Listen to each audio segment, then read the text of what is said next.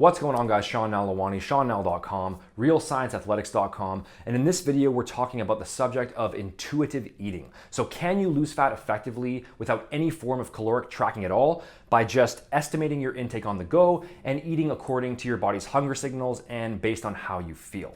Before I jump into the subject, if you're new to the channel and you find these tips helpful today, don't forget to hit the subscribe button below to stay updated on future videos, and also make sure to follow me over on Instagram as well, where I post daily muscle building and fat loss tips, stories, personal updates, and other info that you'll definitely want to stay in the loop on. It's at Sean_Nalawani. That's where you'll find me when I'm not here on YouTube. So first off, is it possible to lean down and drop body fat consistently without tracking daily calories?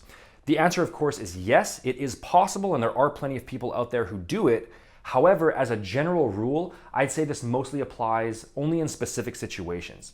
The first is if you're in the more intermediate to advanced stages with your fitness plan and you already have previous experience with dietary tracking.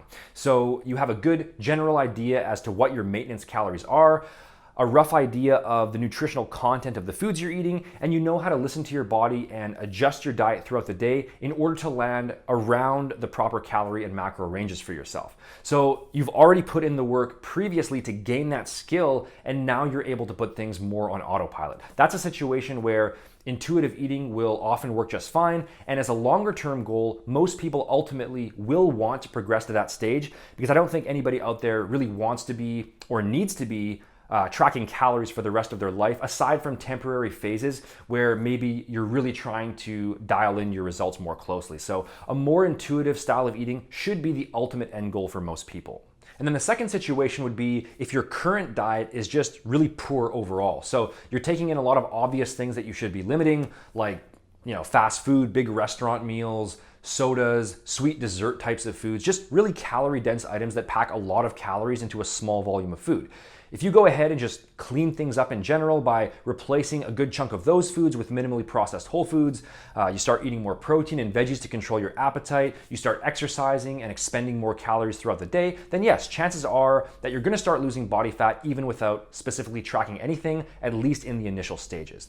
So in those two scenarios, intuitive eating is a viable option that can work quite well. However, if you're still in the beginner stages with your fat loss program and you don't have a lot of knowledge in terms of your body's daily caloric needs and the caloric content of the foods you're eating, your diet isn't horrible right now, maybe it's not ideal, but it's not too bad, and you're truly serious about getting a handle on your health and fitness, losing body fat, and setting yourself up in the best way possible over the long term, then tracking your diet for at least a temporary period is probably going to be your best bet, and it could very well make the difference between success and failure with your fat loss goals. It's become really common nowadays for people to talk about the benefits of just eating intuitively and quote unquote listening to your body, and a lot of people out there want to sort of demonize caloric tracking as if it's this evil, unhealthy thing.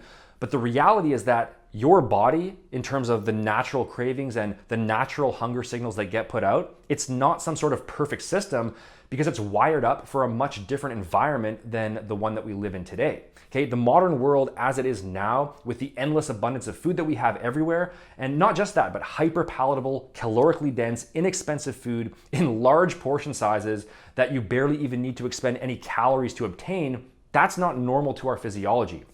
Okay, this world is the blink of an eye in evolutionary history. We evolved as hunter-gatherers where food wasn't always readily available. High-fat, high-sugar items were very rare, which is why they taste so good to us, because if you found something like that 50,000 years ago, it was a very valuable item.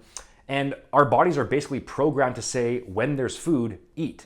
So if you take that natural evolutionary intuition and then you transport it into today's world, chances are that you're gonna naturally revert to, at best, eating at your calorie maintenance level or eating in a calorie surplus, which is why obesity rates are so high and they just keep getting higher.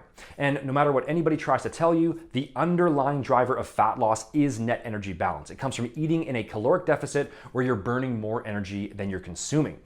Eating a clean and healthy diet is great, but it doesn't matter how healthy you eat if your calories are just too high, period. And keep in mind that your body is programmed for survival first and foremost. And so if you go into a calorie deficit during the day, but you have nothing on paper to sort of hold you accountable because you're not tracking anything, and you feel that little bit of background hunger at certain points, that is completely normal during a fat loss phase, but you're in this sort of intuitive eating mindset and you automatically assume that this is a bad thing and that you need to listen to your body, chances are that you're gonna overeat. Maybe not into a surplus, but at least not into a sufficient deficit that you'd need to lose fat at a reasonable rate. Excessive calorie restriction is obviously not a good thing. It's definitely not what I promote if you follow my content, not in terms of calories or in terms of food choices, but there's still no way around the fact that in order to lose body fat, there does have to be a certain amount of restriction involved. Fat loss is a restrictive process by nature, just like fat gain is the opposite. You know, people gain fat by overindulging, and so if you want to go in the opposite direction, you have to do the opposite. So the bottom line is this. If you're currently following an intuitive eating approach, you're not tracking anything at all, but you're getting your desired result, you're dropping body fat consistently, you're losing inches, your training performance in the gym is on point, then that's great and you should just keep doing that. I'm not saying you can't do it. More experienced trainees can usually do it. People who are a bit more on the overweight side can often do it to some degree, like I mentioned before.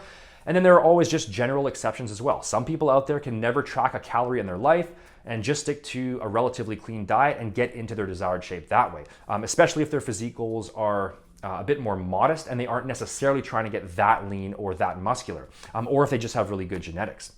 However, for the majority of people, I would say that tracking your intake, at least in the beginning stages, is going to significantly increase your chances for success and maximize the chances that you'll actually be able to maintain your goal body fat percentage over the long term.